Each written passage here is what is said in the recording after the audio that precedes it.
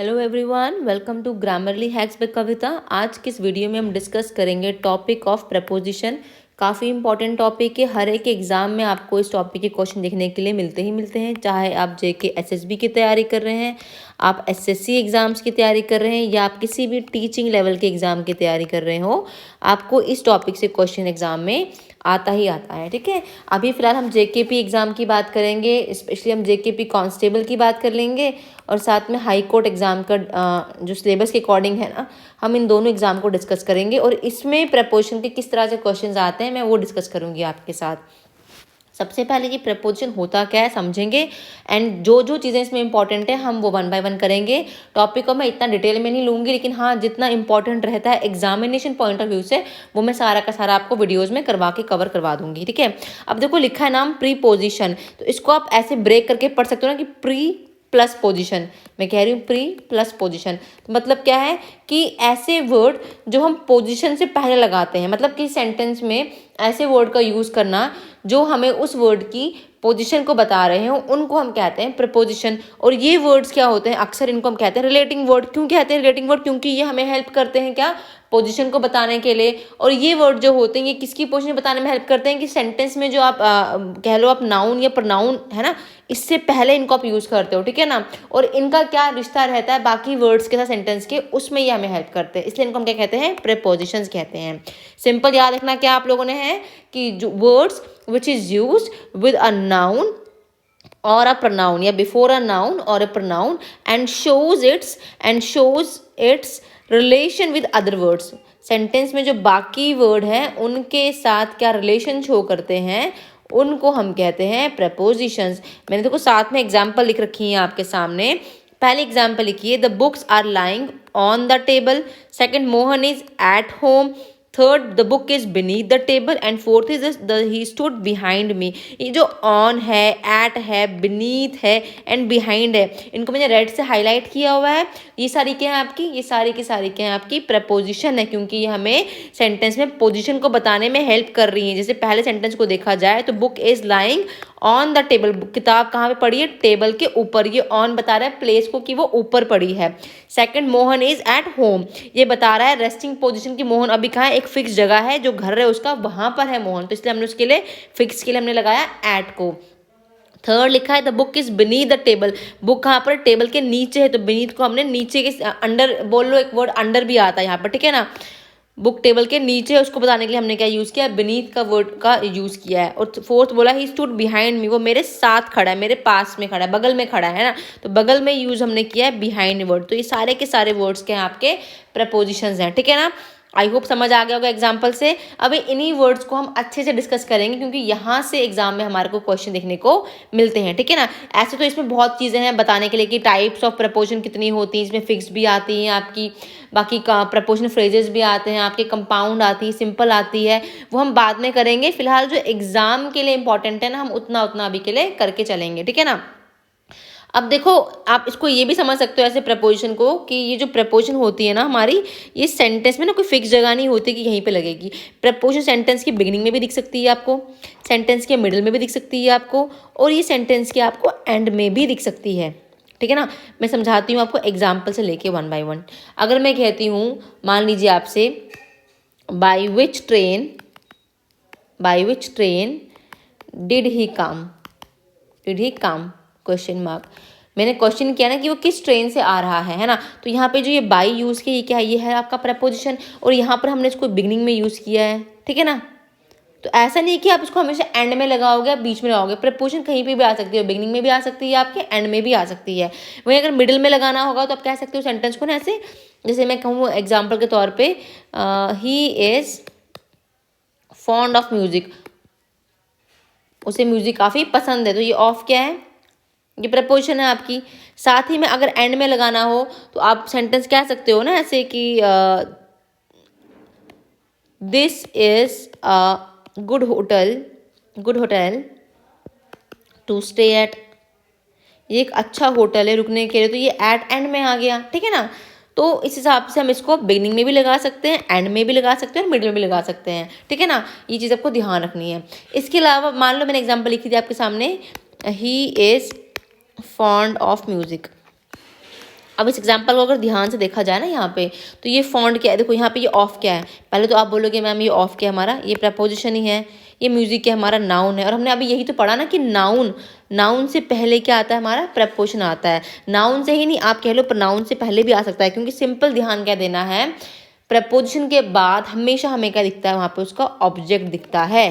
क्या दिखता है, ऑब्जेक्ट दिखता है। और ये ऑब्जेक्ट जो है ना हमारा, ये हमारा नाउन भी हो सकता है और ये हमारा प्रोनाउन भी सेम टाइम पे हो सकता है। जैसे मैं कहती हूँ Ram is at home, Ram कहाँ है, घर पर है। ये होम क्या है हमारा, ये देखो एट हमारा प्रपोजिशन है, ये इसके बाद होम क्या हमारा, ये हमारा ऑब्जेक्ट है। और ऑब्जेक्ट से पहले हमारा क्या आया, प्रपोजिशन आया। तो कोई भी टॉपिक जब पढ़ते हो ना, उसको प्रॉपर लिंक किया करो। बस ऐसे मत पढ़ा करो कि बस सुन लिया कि प्रपोजिशन होता क्या है, नाउन और प्रोनाउन से पहले आता है। उसको एग्जाम्पल में अप्लाई भी किया करो, ठीक है ना।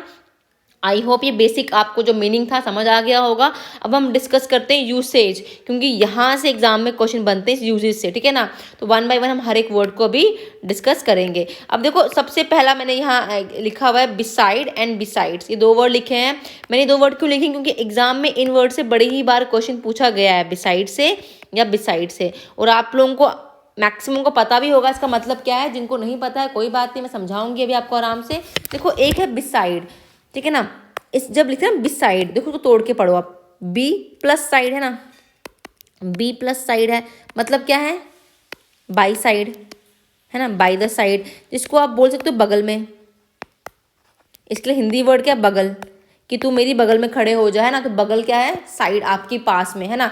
वहीं बिसाइड जहाँ पे एक एस लग गया ना लास्ट में आगे, इसका मतलब होता है इन एडिशन टू, या इसके अलावा, ठीक है ना। तो उसके लिए वर्ड यूज करते हो एज वेल एज। बस आपको ये बेसिक सा डिफरेंस याद करना है। क्या, एक बिसाइड है जिसमें एस नहीं लगा है, उसको हम बोलते हैं बगल। वहीं एक बिसाइड जिसमें एस लग जाता है, उसको हम बोलते हैं इसके अलावा, ठीक है ना। तो ये हिंदी लिख लो, या अगर इंग्लिश में समझ आ गया है तो वेल एंड गुड है। जैसे कि एग्जाम्पल लेती हूँ मैं कहती हूँ ही केम, एग्जाम्पल के तौर पे, he came and stand beside slash besides me. हम लोग ना बहुत कंफ्यूज होते हैं जब एग्जाम में, ऐसे तो हम कंफ्यूज नहीं भी होंगे, लेकिन एग्जाम में क्वेश्चन आता है ना, हम कंफ्यूज हो जाते हैं कि अब क्या लगाना है। तो बस आपने ट्रिक क्या पकड़नी है, जहां पर बोला है बगल में, जैसे he came and stand beside me, ये मेरी, वो आया और मेरी बगल में खड़ा हो गया ना, जहाँ बगल का सेंस आ रहा है वहाँ पे बिना एस वाला वर्ड आएगा, वहाँ बिसाइड आएगा, ठीक है ना। वही मैं सेंटेंस लिखूँ अगर दूसरा कोई आपके सामने, मैं कहूँ beside slash besides being a poet या बीइंग अ राइटर, कुछ भी लिखो सेंटेंस आप, he is a dramatist too. अब इसका मतलब क्या है सेंटेंस का, कि पोइट होने के अलावा, है ना, अलावा, इसके अलावा, इस पोइट होने के अलावा वो क्या है, और वो एक ड्रामेटिस्ट भी है, अच्छा, ठीक है ना। तो मैंने कहा इसके अलावा का जहाँ सेंस आएगा वहाँ पे क्या वर्ड यूज करोगे आप, बिसाइड्स करोगे। तो यहाँ पे जो बी पार्ट है ना आपका, ये जो लिखा है मैंने, ये वाला आपका सही है, बिसाइड, ठीक है ना। आई होप क्लियर हो गया होगा। अब एग्जाम में क्वेश्चन कैसे दिखेगा आपको, या तो फिलअप की फॉर्म में दिख जाता है जैसे मैंने लिखा हुआ है यहाँ पे, या स्लैश दे देंगे लगा के आपको। क्वेश्चन है she wants to learn other languages, आपको दो ऑप्शन है, इंग्लिश एंड फ्रेंच। वो दो लैंग्वेजेस को सीखना, she wants to learn other languages, sorry दो नहीं अदर, वो चाहती है बाकी लैंग्वेजेस को सीखना, इंग्लिश और फ्रेंच के अलावा, है ना। इसके अलावा है तो यहाँ पे बिसाइड्स आ जाएगा, ये बिसाइड नहीं आएगा। वहीं सेकेंड लिखा है sentence, I place my dream book, मैं अपनी ड्रीम बुक रखता हूँ beside slash besides my bed every night, अपने बेड के बगल में, है ना, मैं अपनी ड्रीम बुक रखता हूँ। तो यहाँ पे क्या आएगा, बिसाइड आएगा, बिसाइड्स नहीं आएगा। आई होप अब आपको बिसाइड और बिसाइड में कभी भी कन्फ्यूजन नहीं रहेगा। यहाँ से एग्जाम में क्वेश्चन बन सकता है, तो ध्यान रखना इस वर्ड का। नेक्स्ट वर्ड लिखा है मैंने आपके सामने, with and by, very important है ये वाले वर्ड, बहुत इंपॉर्टेंट एग्जाम के हिसाब से देखा जाए। आपको पहला क्वेश्चन कहाँ से बनता है विद में, देखो विद को हम बहुत जगह यूज करते हैं, ऐसा नहीं कि हम सिर्फ एक ही जगह यूज करेंगे, इनको हम बहुत जगह यूज करते हैं, लेकिन एग्जाम में जहाँ से क्वेश्चन बनता है ना, उसका ध्यान रखना है। हमेशा विद का एग्जाम में यूज जब भी आएगा तो वो इंस्ट्रूमेंट के साथ आता है, मतलब किसी चीज के साथ आता है, थिंग के साथ बोल लो आप, ठीक है ना। और इसको आप कैसे ध्यान दोगे कि इट यूज टू इंडिकेट, कि जब आप कोई एक्शन को परफॉर्म कर रहे हो, सिंपल, ठीक है ना, दैट व्हाट वी यूज, किसी चीज को आप यूज कर रहे हो किसी एक्शन को परफॉर्म करने के लिए, कि what we use to perform an action, हम यूज करते हैं विद। किसी चीज का उपयोग करना किसी एक्शन को करने के लिए हम विद लगाएंगे। वहीं जो एक्शन को परफॉर्म कर रहा है वहां हम बाई लगाते हैं, और जो कर रहा है आमतौर पर हमारा वो पर्सन हो जाता है, ठीक है ना।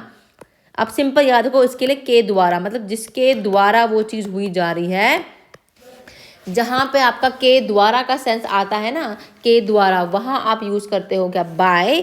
जहाँ पे एक्शन करने वाला के लिए आप जो चीज़ को यूज़ कर रहे हो, what we use for that action, कि वो एक्शन परफॉर्म हो जाए, वहाँ पे आप विद लगाते हो। सिंपल के साथ रख लो उसको याद, ठीक है ना।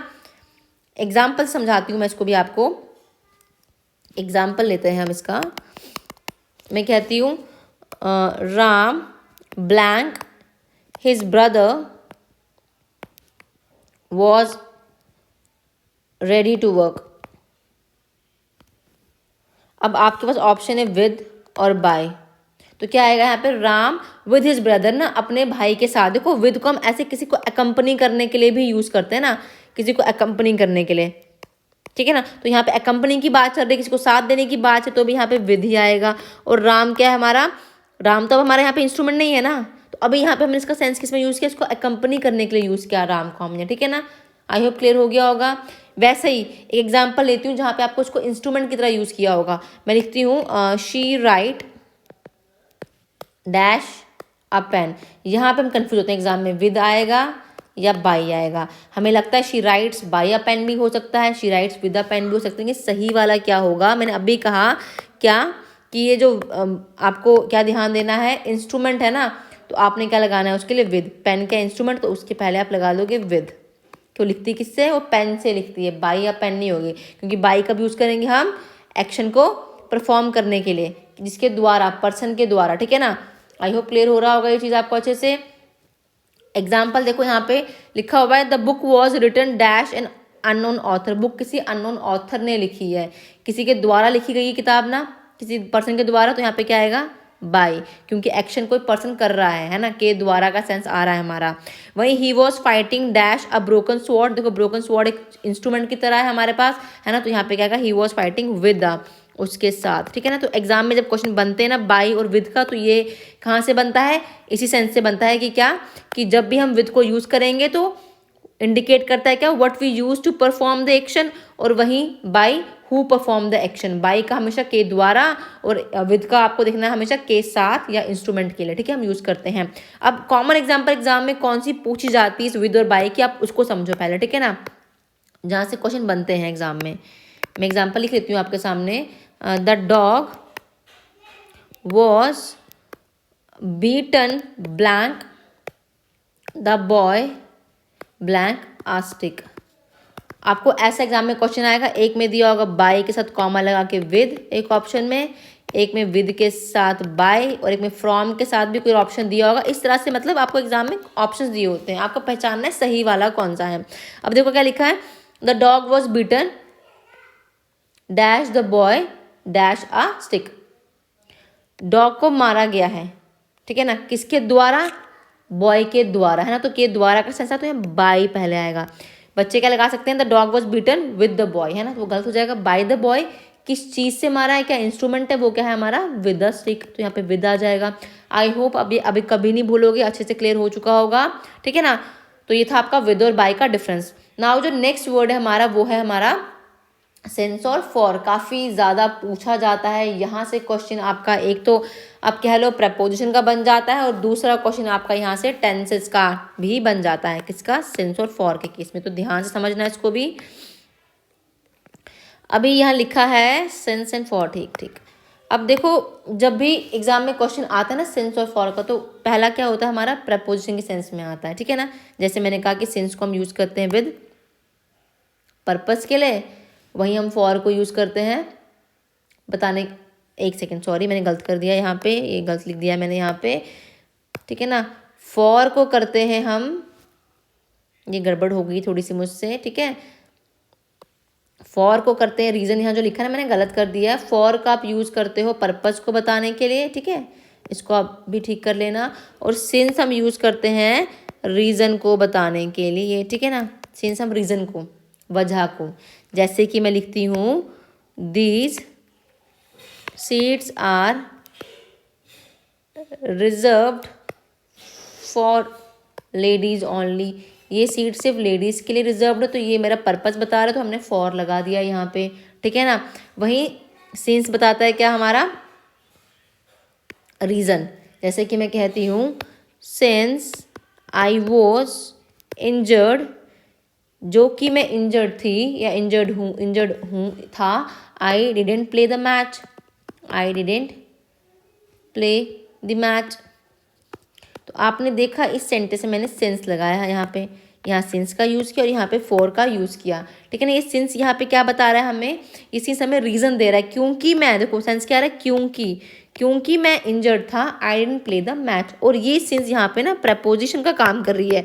कोई पूछेगा क्या यहाँ पे ये कंजक्शन है, नहीं, देखो मैंने कहा है कि जो सिंस है ना ये आपका कंजक्शन का काम भी करता है, ऐसी बात नहीं है, लेकिन कंजक्शन का काम कब करेगा, आपको मैंने बता दिया है क्राइटेरिया कि कंजक्शन के लिए आपको देखना पड़ता है सब्जेक्ट और वर्ब, उसके पास खुद का सब्जेक्ट और वर्ब है या नहीं है, ठीक है ना, दोनों क्लॉज में। तो यहाँ पर ही हमारा क्या काम कर रहा है, यहाँ पे ये हमारा प्रपोजिशन का काम कर रहा है, ठीक है ना।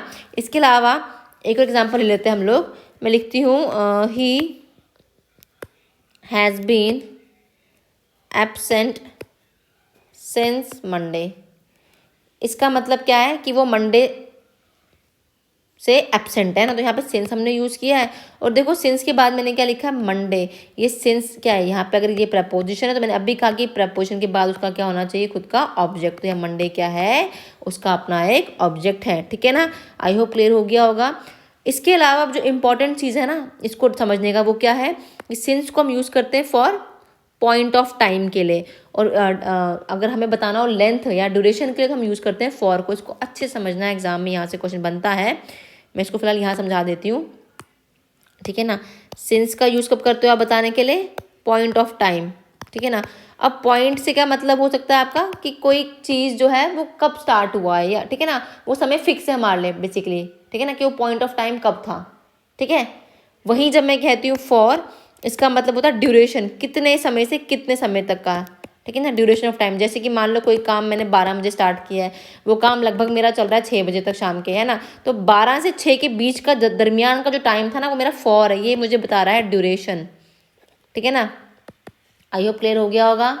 वहीं वो मैंने काम कब चालू किया था, कब स्टार्ट किया था, उस टाइम को, उस पॉइंट को बताने के लिए, ठीक है ना, उसके लिए हम यूज़ करते हैं क्या, उसके लिए हम यूज़ करते हैं सिंस को, ठीक है ना, क्योंकि सिंस क्या है, ये फिक्स है हमारे से। मैं कहती हूँ आपसे, मान लो मैं कहती हूँ कि मैंने कोई काम स्टार्ट किया मंडे से, है ना, तो मैं सिंस मंडे कह दिया। या वो काम मैंने बचपन से किया है तो मैं कह रही हूँ सिंस चाइल्डहुड मैं वो काम करती आ रही हूँ, है ना। वहीं मैं कहूँ कि मैंने वो काम 2 आवर पहले किया, 2 आवर से कर रही हूँ, फॉर 2 आवर्स किया, 2 साल से कर रही हूँ, 2 ईयर से किया। मान लो आप कोई कोर्स में एडमिशन लेते हो, ठीक है ना, जब आप मास्टर्स ही कर रहे हो, अपनी एमए कर रहे हो मान लो, तो वो कितने साल की है आपकी, मान लो 2 साल की है ना, तो क्या लिखोगे आप, 2 साल। कोर्स कितने साल का है, 2 साल का कोर्स है। लेकिन कोई पूछेगा पॉइंट ऑफ बिगिनिंग कब से है, तो आप बताओगे सिंस दैट मंथ या सिंस दैट ईयर, है ना। तो ये डिफरेंस है। जब वो ड्यूरेशन आ गया, वो लेंथ आ गया, तो आप यूज़ करते हो फॉर। वहीं वो कोर्स आपने कब से स्टार्ट किया था, क्या आपने वो कोर्स जनवरी से स्टार्ट किया, तो आप लिखोगे हमने वो कोर्स सिंस जनवरी, मैंने वो कोर्स को स्टार्ट किया था, ठीक है ना। तो ये एक बेसिक सा डिफरेंस है जिसका आपको ध्यान रखना है, ठीक है ना। क्या कहा मैंने, सिंस के लिए मैंने क्या कहा, पॉइंट ऑफ टाइम, और फॉर कहा मैंने क्या, ड्यूरेशन ऑफ टाइम। अब देखो क्वेश्चन कैसे बनते हैं इस पर भी। देखो क्वेश्चन लिखा हुआ है आपके सामने, he has been living here since या फॉर अ मंथ। आपको यहाँ पर क्या होगा, ब्लैंक दिया होगा एक, और आपको ऑप्शन में सिंस दिया होगा, फॉर दिया होगा, फ्रॉम दिया होगा, टू दिया होगा। आपको पहचानना है, कहा है क्या कि वो यहाँ पर रह रही है कब से, 1 महीने से, है ना। हमें 1 महीने का बता रखा है ड्यूरेशन ना, लेंथ बता रखा है ना ड्यूरेशन, तो यहाँ पे क्या आएगा हमारा, यहाँ पे फॉर आ जाएगा, सिंस नहीं आएगा, कि she has been living here for a month, 1 महीने से वो यहाँ पर रह रही है। वही सेकंड सेंटेंस को देखो आप लोग, she has been living here कब से, स्टार्ट कब से किया रहना, उसने जनवरी से स्टार्ट किया है ना, तो ये स्टार्ट है तो यहाँ पे सिंस आ जाएगा, यहाँ पे अब फॉर नहीं आएगा, ठीक है ना। जहाँ से कोई काम स्टार्ट हुआ है बिगिनिंग से, वो बिगिनिंग जो उस काम के स्टार्ट होने की उसके लिए लगा दोगे सिंस, और वही ड्यूरेशन जो होगा उसके लिए लगा दोगे फॉर। बहुत ही इंपॉर्टेंट कॉन्सेप्ट है, इसलिए मैं बार बार बता रही हूँ, यहाँ से क्वेश्चन बनता ही बनता है। अगर क्वेश्चन आएगा तो प्रपोजिशन का आ जाएगा, वरना क्वेश्चन आपके टेंस का आ जाएगा, ठीक है, ध्यान रखना। अब टेंस का क्वेश्चन कैसे आता है वो भी देख लो एक बार। फॉर एग्जाम्पल मैं लिखती हूँ sentence, he is working here dash Monday, और मैं लिख देती हूँ मान लो सिंस। क्या सेंटेंस सही है यहाँ पे कि he is working here since Monday, वो मंडे से काम कर रहा है यहाँ पे। देखो मंडे है, मंडे से काम करा, सिंस यहाँ पे तो आप बोलोगे सिंस मैम सही लगा हुआ है, लेकिन यहाँ लिखा is working. Is working tense कौन सा है? कॉन्टिन्यूस। और जब आपने टेंस पढ़े होंगे तो आपने पढ़ रखा है कि कॉन्टिन्यूस टेंस में आप सिंस और फॉर का यूज नहीं करते हो। कब करते हो आप करते हो परफेक्ट टेंस में यूज ना। जब परफेक्ट में यूज करते हो तो मतलब सेंटेंस क्या होना चाहिए आपका? He has been working here. अब सेंटेंस आपका एग्जाम में सही है, तो इस हिसाब से एग्जाम में टेंस का क्वेश्चन बन जाता है। आपको ऑप्शन में या तो हैज बीन ऐसे करके दे रखा होगा, इज दे रखा होगा, या वॉज बीइंग दे रखा होगा, तो आपको ध्यान रखना है, ठीक है ना। ये एक टेंस के हिसाब से हो गया और वो दूसरा उस हिसाब से होगा, ठीक है। इसको मैं रब कर देती हूँ। आई होप आपको क्लियर हो गया होगा कि सेंस को यूज़ करना है पॉइंट ऑफ स्टार्ट से। वहीं ड्यूरेशन को बताने के लिए क्या यूज़ करते हो आप लोग? उसके लिए आप यूज़ करते हो अपना फॉर, ठीक है ना। इंपॉर्टेंट है। नेक्स्ट है जो आपका कॉन्सेप्ट वो है एट, इन एंड ऑन का। बहुत ही इंपॉर्टेंट है, यहाँ से एग्जाम में क्वेश्चन हमें देखने को मिल जाता है। अब देखो जब हम एट की बात करेंगे ना, आप ध्यान रखना हमेशा एट को हम यूज़ करते हैं हमेशा फिक्स टाइम के लिए, या पहले आप कर लो उसको प्रिसाइज टाइम के लिए यूज़। प्रिसाइज का मतलब क्या होता है? छोटा समय, छोटे समय के लिए। मैं हिंदी लिख देती हूँ यहाँ पे, छोटे समय के लिए। जैसे कि एग्जाम में कैसे क्वेश्चन आता है, आपको डान लिख दिया होता है, आपको डस्क लिख दिया होता है, यहाँ से क्वेश्चन बन जाता है। इसमें आर्टिकल का ही बनता है क्वेश्चन, ठीक है ना। और इसमें बनता है आपका क्वेश्चन कहाँ से? प्रपोजिशन से भी। तो इसके आगे एट लगेगा, एट डान, एट डस्क। और यही एग्जाम में क्वेश्चन बनता है अगर बनेगा तो, ठीक है ना। क्योंकि समय क्या होते हैं? सुबह का वो आधे घंटे का टाइम 4 बजे 4:30 का, या शाम का वो 4 बजे के बाद का टाइम, वो छोटा टाइम होता है, वो हमारा क्या होता है? प्रिसाइज टाइम होता है। उनके साथ क्या लगाते हैं? एट लगाते हैं, ठीक है ना। आई होप समझ आ गया होगा। छोटे से टाइम के साथ इनका लगाते हैं? एट लगाते हैं। या लिख दिया और डान, इनकी जगह लिखा हो सकता है आपको सनराइज, ठीक है ना। तो उसके लिए भी क्या लगाओगे आप? एट लगा लोगे। या आपको दिन का टाइम दिया होगा, नून लिखा होगा 12 बजे का, है ना। दिन का जो 12 बजते हैं उसमें भी आपने क्या लगाना है? तब भी आपने एट लगाना है, ठीक है ना। डस्क में मैंने कह दिया, उसमें भी आपने एट लगाना है। इवन जो शाम का मिड नाइट का टाइम होता है वहाँ पर भी आप क्या लगाओगे? At night. यही एग्जाम में यहाँ से क्वेश्चन बन जाएगा, इसको ध्यान रखना, ठीक है ना। वहीं अगर आप कहते हो मॉर्निंग, या आप कह लो इवनिंग, ठीक है ना, या नाइट कह लो, ठीक है ना। तो इनके साथ आप क्या लगाते हो? देखो कभी कभार नाइट के साथ ना हम ऐट भी लगाते हैं, डिपेंड करता है। यहाँ पे इन भी आएगा, ऐट भी आएगा। लेकिन जो मॉर्निंग और इवनिंग होता है या आफ्टरनून होता है, आप लिखते हो हमेशा इन दी मॉर्निंग। क्या लिखते हो? इन दी मॉर्निंग, या इन दी आफ्टरनून, या इन दी इवनिंग, ठीक है ना। ये थोड़ा सा एग्जाम में ध्यान रखना है, वो थोड़ा ट्रिकी कर देते हैं बच्चों के लिए, लेकिन कॉन्सेप्ट सेम रहता है। आपको बस क्या ध्यान रखना होता है? एट को यूज़ करना है आपने, डान डस्क साथ करना है। सनराइज डान के लिए, सनसेट के डस्क लगा लोगे, ठीक है ना।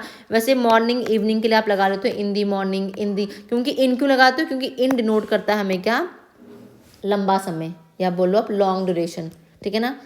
लिख लो इसको लॉन्ग ड्यूरेशन, या इसको हिंदी कर लो बड़े समय के लिए, ठीक है ना।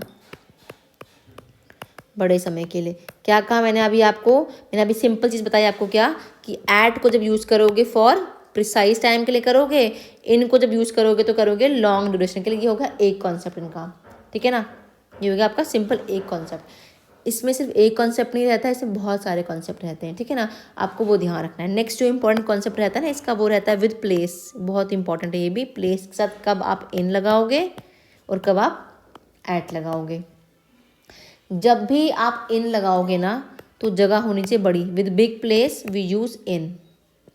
वहीं स्मॉल प्लेस हम लगाते हैं एट, ठीक है ना।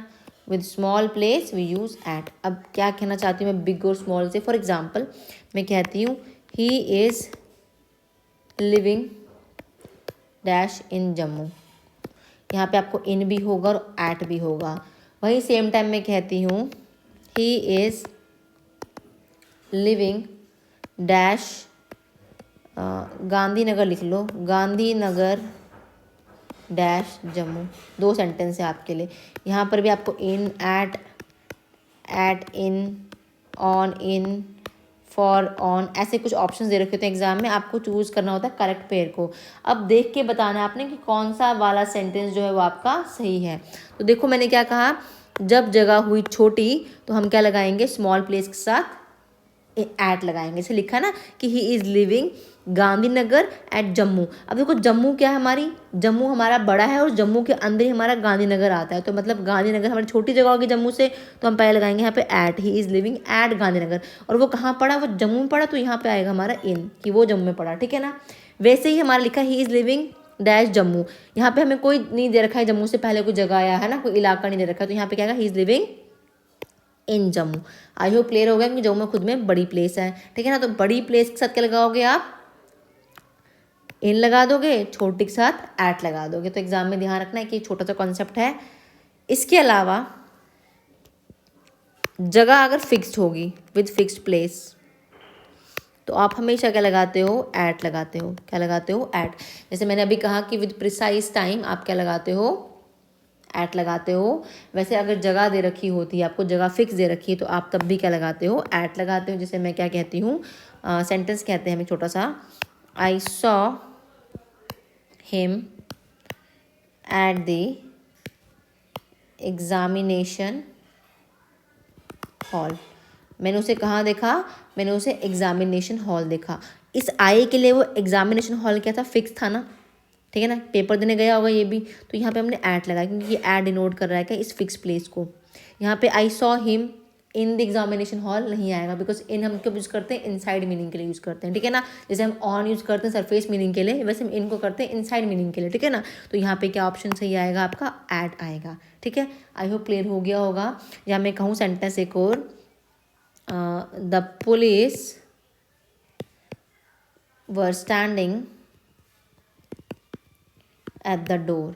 पुलिस कहाँ खड़ी है, दरवाजे पे खड़ी है, ठीक है ना। तो ये जो एट है यहाँ पे डिनोट कर रहा है क्या, ये एक डिनोट कर रहा है हमारी फिक्स जगह, क्योंकि पुलिस कहाँ खड़ी, दरवाजे पे ही खड़ी है ना। तो इस हिसाब से हमने एट को क्या किया, हमने इसको लगाया विद फिक्स प्लेस के साथ।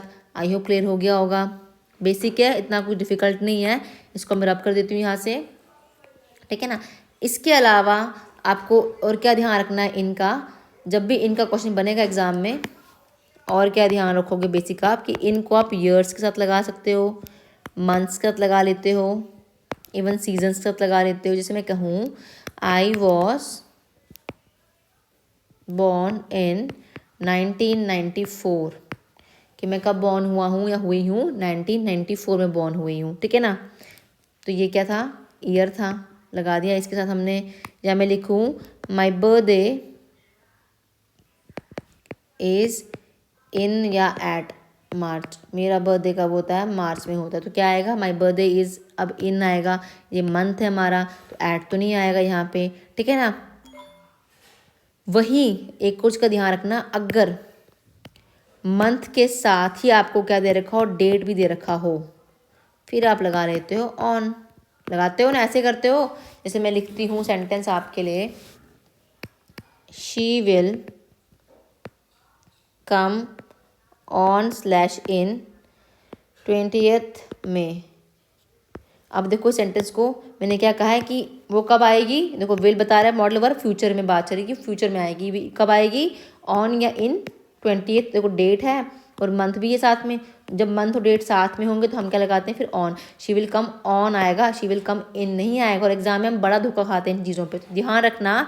आमतौर पे हम इन कब लगाते हैं, हम इन लगाते हैं हमें जब ईयर्स मंथ सीजन अकेले में दे रखे होते हैं, हम लगा लेते हैं। वहीं जब मंथ और डेट साथ में एक ही सेंटेंस में दिया होता है हमें, तो हम फिर ऑन को लगाना पड़ता है।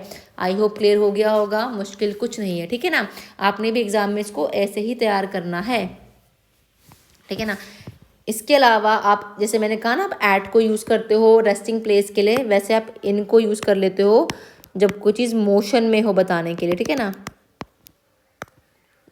जैसे ऐट का मैंने एग्जांपल दिया था ना आपको, अभी एग्जांपल बताया था मैंने आपको, क्या एग्जांपल था कि I saw him at the examination hall.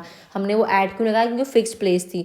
वहीं जब मूवमेंट शो हो रही होगी तो हम क्या लगाते हैं उस टाइम पे, इन लगाते हैं। जैसे मैं लिखती हूँ the train is in motion, ठीक है ना। ट्रेन किस में, मोशन में, वो चल रही है, अभी मूवमेंट हो रही है वहाँ पर, ठीक है ना, ये मूवमेंट शो कर रहा है हमें। हम कभी नहीं कहते सेंटेंस को कि the train is at motion.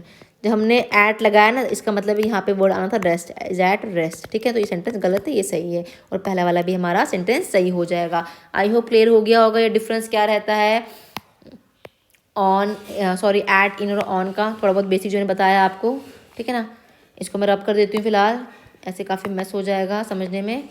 तो ये था हमारा कुछ इन और, अब देखो यहाँ पर ना एक और वर्ड रहता है एग्जाम के लिए डिफिकल्ट कन्फ्यूजन वाला, हमारा इन और इनटू का यूज़, कि कब इन को लगाना है कब इनटू को लगाना है। तो आपको ध्यान क्या रखना है इसमें भी, कि जब इन होगा ना, या इनटू को समझो, इनने बता दिया आपको कहाँ का आप इनको यूज़ कर सकते हो, कि इनको आप बता सकते हो एग्जैक्ट टाइम के लिए। मैंने बताया अभी कि जब टाइम प्रिसाइज होता है हम लगा लेते हैं, टाइम फिक्स्ड हो गया हम तब भी लगा लेते हैं। नहीं सॉरी क्या कर रही हूँ मैं, इनको हम कब लगाते हैं, इनको हम लगाते हैं जब लॉन्गर ड्यूरेशन हो गया है ना, प्लेस की बात करनी हो हम तब लगा लेते हैं इनको। इसके अलावा मैंने कहा था विद ईयर्स, मंथ्स, सीजन्स का लगा लिया हमने इनको, ये मैंने आपको, या मूवमेंट की बात करनी हो, ये सारे हमने इनके पढ़ लिए, ठीक है ना। अब यहाँ पर एक ध्यान देना आप लोगों ने, क्या की वर्ड है इन प्लस टू, ये कंपाउंड है, इसको हम बोलते हैं कंपाउंड प्रपोजिशन। कंपाउंड का मतलब क्या है, दो वर्ड से जुड़ के बना हुआ है। इन प्लस टू बन गया हमारा क्या है, इनटू। जब भी इनटू का होगा ना यूज, तो ध्यान रखना आपको कि मीडियम बदल रहा है, ठीक है ना। मतलब क्या है, मीडियम चेंज हो रहा है, कोई चीज़ एक मीडियम से दूसरे मीडियम की ओर जा रही है तो हम लगाते हैं इनटू, ठीक है ना। जैसे कि एग्जाम्पल लो, the cat jumped blank the well, ठीक है ना। अब आपके पास दो ऑप्शन है, इनटू और इन। हो गए ना हम कंफ्यूज, हमें लगेगा यार द कैट जम्प इन भी सही है इनटू भी सही है, लेकिन अब देखो मूवमेंट हुई ना, मान लो ये कोई बिल्ली थी, इसने क्या किया, इसने जंप किया है, कहाँ पे किया है, वेल में। मान लो ये वेल है, ठीक है ना,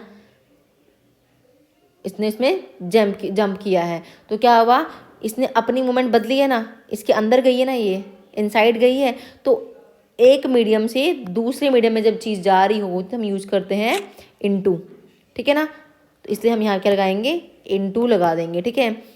डायग्राम मेरी इतनी अच्छी नहीं है कोई, आई होप आपने समझ लिया होगा इसको यहीं से। या मैं लिखूँ द एग्जाम्पल लेते हैं एक और, the boy fail dash the ditch लिख लो, या तो सेंटेंस में कि लड़का कहाँ गिर गया, कीचड़ में गिर गया, डिच, हाँ डिच कर लेते हैं। The boy fail dash ditch, तो यहाँ पर भी क्या आएगा, इनटू आएगा। देखो ये लड़का था, यहाँ की कीचड़ थी तो ये उसके अंदर गिर गया जाके, तो मीडियम बदला ना, ऊपर से मीडियम बदला। ये मान लो यहाँ कहीं खड़ा था तो यहाँ से मीडियम इसका नीचे चला गया, तो इन हम नीचे वाले मीडियम के लिए यूज़ करते हैं, ठीक है ना। तो जब एक मीडियम से दूसरे मीडियम में कोई चीज़ एंटर हो रही है तो हम क्या यूज़ करते हैं उस टाइम पे, इनटू को यूज़ करते हैं। इसके अलावा कभी कभार रेस्ट को, कोई इंसान रेस्ट पर है तो बताने के लिए हम इन यूज़ कर सकते हैं। जैसे मैं कहती हूँ Shyam was sleeping in his cabin, शाम क्या कर रहा है, अपने कैबिन में सो रहा है। तो मैंने अब क्या किया, यहाँ पे यूज़ किया इन, क्या बताने के लिए, कि वो शाम क्या कर रहा है, रेस्ट कर रहा है अपने ही कैबिन में। तो यहाँ पर रेस्ट को बताने के लिए, रेस्टिंग पोजीशन को बताने के लिए हमने यूज़ किया इनका, ठीक है ना। खैर इसको भूल जाओ, ऐसे तो बहुत सारे यूज़ हैं, आपको बस क्या ध्यान रखना है इनटू का, कि इनटू जब भी यूज़ होगा तो मीडियम में चेंज होगा। ऊपर से मीडियम से हम नीचे वाले मीडियम की तरफ जाएंगे तो हम इनटू लगाते हैं। वहीं इसका उल्टा एक वर्ड होता है अपॉन, ठीक है ना, अप टू या अपॉन बोल लो आप, एक वर्ड ये भी कर लेते हैं साथ साथ में।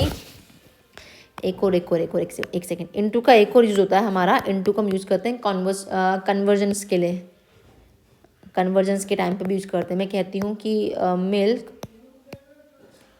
Turned into curd, milk curd में बदल गया, तो ये इनटू हमने यूज़ किया ना कन्वर्जन के लिए बताने के लिए। या आइस चेंज्ड इनटू वाटर, तो थोड़ा सा ध्यान इस एग्जाम्पल का भी रखना कि कन्वर्जेंस के लिए हम इनटू लगाते हैं, हम इनको नहीं लगाते हैं, ठीक है ना। वैसे हमारा नेक्स्ट वर्ड क्या है यहाँ पर अब सीरीज़ में, ऑन एंड अपॉन, कि हम कब ऑन को यूज़ करेंगे और कब अपॉन को यूज़ करेंगे, ठीक है ना। देखो ऑन भी बताता है हमें क्या, पोजीशन, लेकिन जब कोई चीज़ हमें रेस्ट पे होगी तो हम यूज़ करेंगे ऑन को। वहीं अपॉन का यूज़ करते हैं पोजीशन ऑफ मोशन, और अगेन अपॉन में क्या होगा, मीडियम बदलेगा आपका, ठीक है ना। जैसे कि मैं कहती हूँ अब again, the dog jumped dash the roof. अब कुत्ते ने छलांग लगाई रूफ के ऊपर, है ना। तो मान लो कुत्ता कहीं यहाँ, डॉग यहाँ था, इसने ऊपर ऊपर कहीं छलांग लगाई ना, ये रूफ था, तो मीडियम क्या हुआ, मीडियम 1 से मीडियम 2 बदला है, तो अप गया है ना, तो इसलिए हमने वर्ड यूज़ किया अपॉन। वहीं ये कुत्ता मान लो या यहाँ से छलांग लगा रहा है, कीचड़ की ओर जा रहा है, वेल की ओर गिर रहा है, ये मान लो कुएं में गिर रहा है, तो ये मीडियम 1 से मीडियम 2 गया, तो यहाँ पर वर्ड आना था इनटू। दोनों में डिफरेंस है, लिखा है द डॉग जम्प्ड, यहाँ पे अपॉन द रूफ आएगा। वहीं सेंटेंस लिखा होता the dog jumped dash the well, तो the dog jumped into the well, ठीक है ना। तो लिख लो एग्जाम्पल को ताकि आपको भूले ना कभी। The dog jumped into the well, ठीक है ना। यही एक बेसिक सा डिफरेंस है, दोनों में क्या हो रहा है, मीडियम का चेंज हो रहा है, बस इतना ही ध्यान रखना, चाहे अपॉन हो इनटू हो, मीडियम चेंज हो रहा है। और वहीं रेस्ट में है, मैं जैसे मैं कहती हूँ the book is lying on the table, किताब कहाँ पड़ी है, टेबल पर, टेबल तो रेस्ट है ना, ये तो मूवमेंट नहीं करेगा ना, तो हमने ऑन लगाया। तो ये रेस्ट को बताने के लिए, रेस्ट की पोजीशन को बताने के लिए हमने क्या यूज़ किया यहाँ पे, हमने यहाँ पे ऑन को लगा दिया, ठीक है ना। इसके अलावा पता ही आपको, मैंने पीछे बता ही दिया अभी कि जो ऑन होता है उसको आप डे और डेट के साथ लगा ही लेते हो। जैसे कि मैं कहूँ I visit him on Monday, मैं उससे कब मिली थी, मंडे को मिली थी, मैंने यहाँ पे ऑन लगा दिया। अगर हम लिखते I visit him in Monday तो हम गलत हो जाते, ठीक है ना।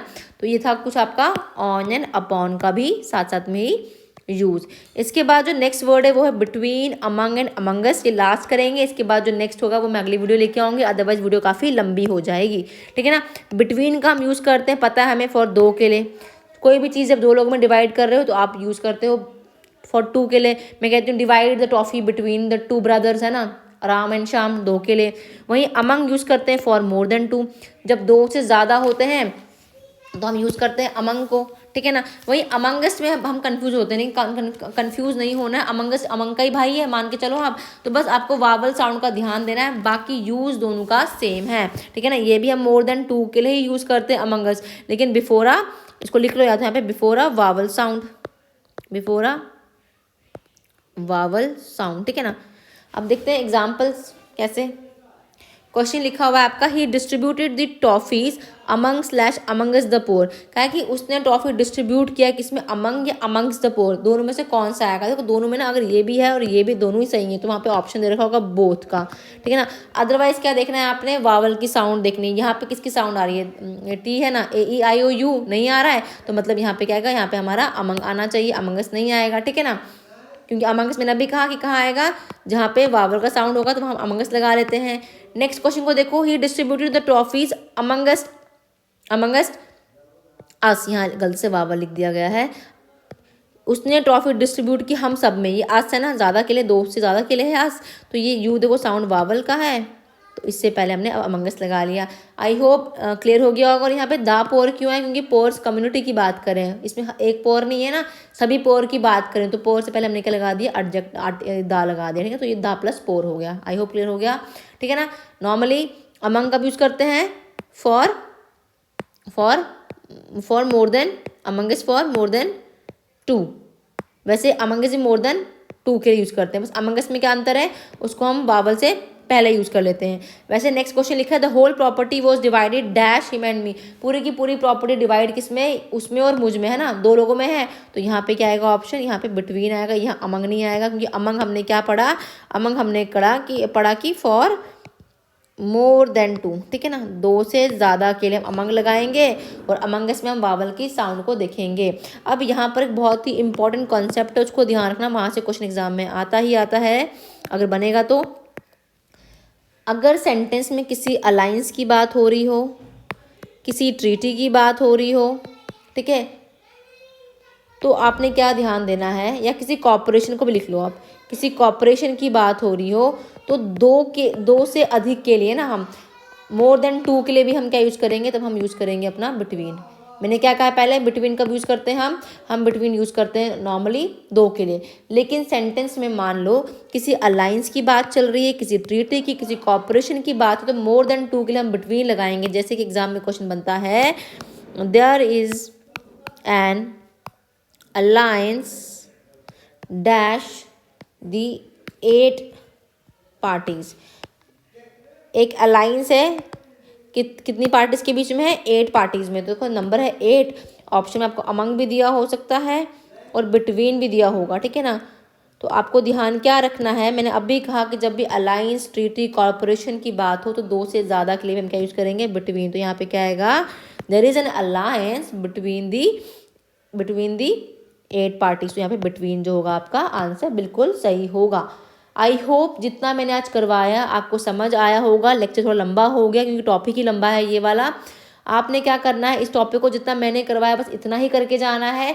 इसका मैं एक और सेकंड लेक्चर लाऊंगी, आपने उसको भी देख लेना एग्जाम से पहले। इससे बाहर से एग्जाम में क्वेश्चन आपको देखने को नहीं मिलेगा, कॉन्सेप्ट इतना ही रहेगा।